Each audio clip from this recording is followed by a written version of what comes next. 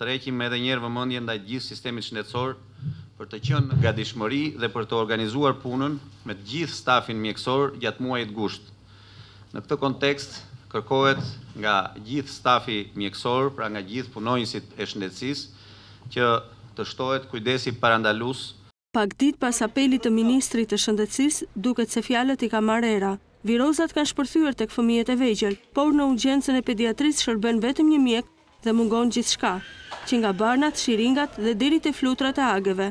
Prindrit janë të revoltuar me gjendjen e spitalit. Unë në orën 7, me dhe mbrëm kam ardhur në orën 12 natë. Shërbimi me thënë drejtën pak i dobët.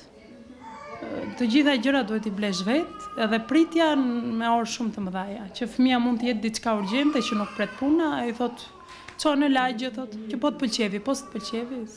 Vetëm një është në urgjencë për gjithë këtë popullsi kaq të madhe. Në erdhëm në 12 natës, ndenjëm deri në orën 4, merreni tani nëse do t'i jipi prap temperaturë, do ta sillesh në mëngjes.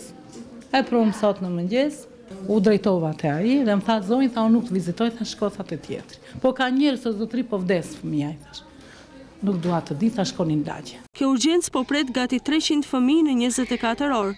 Të vegjëlve ju bëhet serum, ju jepen qetësues dhe në fund receta. Nëse gjendja vazhdon, e njëjtë shtrojnë në spital. Të vjella barë. Doktorë e vizitoj, doktor Resha, në dha sirumat,